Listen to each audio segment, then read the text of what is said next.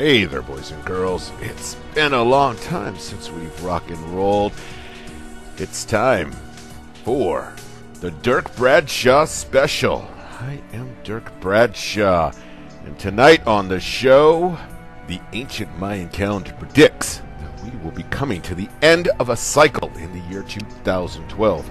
The winter solstice is believed to be the date that the world will end. Lately, there's been a lot of buzz about the comet Elenin. The comet is set to come close to Earth on October 16th, and many believe that this will have an atrocious effect on the planet. Brooks Agnew, author and host of X Squared Radio, tells us why we should care.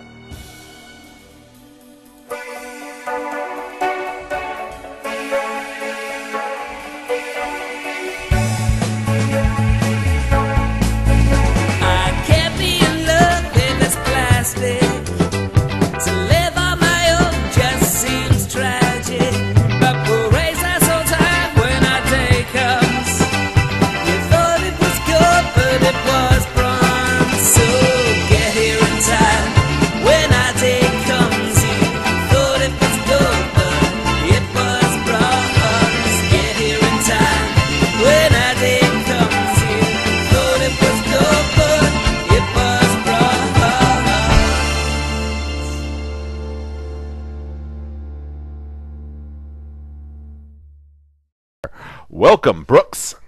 I like the name. Well, Brooks, I'm no Scientologist. I don't know much about the universe other than I'm here. Is this something we should be concerned about? Because I've already got the whole family packed up. That's the whole idea behind this new show. I'm not taking any chances. Well, that's a really good question. A lot of people are concerned about it. We've done a lot of research on Comet Elenin. And what we found is that there's a lot of missing data on this comet. NASA claims that it's a harmless little fuzzball of ice, won't come any closer than 22 million miles to Earth. Others are saying that they're getting pictures of it, that it doesn't look like a comet, it doesn't act like a comet, it's coming in from an area that comets don't normally originate from. We have sort of a maelstrom in our galaxy where comets originate, and this one's not coming from that neighborhood. So there are a lot of things about this comet that don't make sense. Couple that with the arrival of a very large asteroid along around the same time, coming in from a different angle, and the launch of the new emergency alert system on the same day of the arrival of that asteroid. And you have some very strange coincidences that it seems the officials are not being upfront about. Hey, Brooks, stop beating around the bush, big boy. Cut to the chase. What is the conclusion we're supposed to get from all this? Connect all the dots for us, would you? Well, it's a much bigger picture. As our solar system nears what we call the galactic plane of our galaxy, and we've seen a few television specials and a few movies and certainly some sensationalism out there in the press about it, but the facts cannot be denied that every 26,000 years our solar system arrives in this neighborhood, and it seems there is a historical record that some very cataclysmic things happen about this time. Now, we have been, put off by professionals saying, oh, there's nothing to worry about, everything's going to be fine in 2013 just like it is right now. But those of us that have been watching the cosmological signs, geological signs, oceanographic signs have been showing that there is the trend that the ancients said would happen. Taken by themselves, they seem rather innocuous, but when you put them all together, it fits a very neat pattern of some other gravitational forces, some other higher frequencies entering our solar system that we haven't faced before, not in a long time. All right, I'm not going to lie to you. I've been terribly freaked out about this stuff ever since I heard about it, and I've been on the web like all night, all day, can't sleep. I've seen 1,000 different theories. I mean, which theory should I be listening to? What have you heard out there that's even close to credible?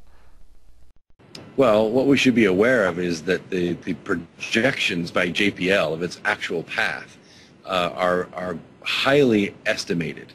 There are a lot of forces working on this comet as it travels through our solar system from a very odd angle, and not all of them have been calculated. So we're kind of making a guess as to where this thing is going to end up. And a guess may not be good enough. As the Earth gets close enough to this and other bodies like YU-55, this asteroid that's coming in, we're going to see some very near misses with our planet. And that's maybe not alarming, but when you look at the literally billions of dollars that governments are spending all over the world to build underground shelters and storage capacities, you wonder if they know something we don't. Okay, so I guess the logical question is, why would the government not inform people? Why isn't mainstream media hopping on this story and getting people prepared like you tell them that they need to be prepared for? Why cover this all up? Well, I think it's worth a raised eyebrow, and I'm sorry you didn't get your notice. But I think that when we look at the press and we look at where governments are spending their money, for instance, recently Russia announced that they're building 5,000 more underground shelters. Why? Because they don't have enough shelters for all their people. Against what? And of course, we've been building a lot of them here in this country, and that's also the subject of a lot of conspiracy theories.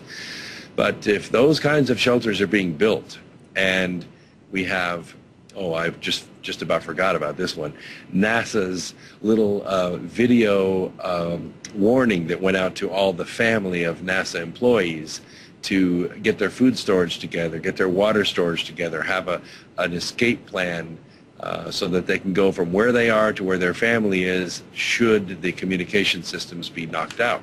It's very real. In 1859, we had a solar storm that knocked out telegraph offices, caught them on fire, burned papers, electrocuted workers. Brooks, I hate to cut you off, but that's all the time we have for right now. I want to thank you for coming on the show, and I want to thank you all for watching.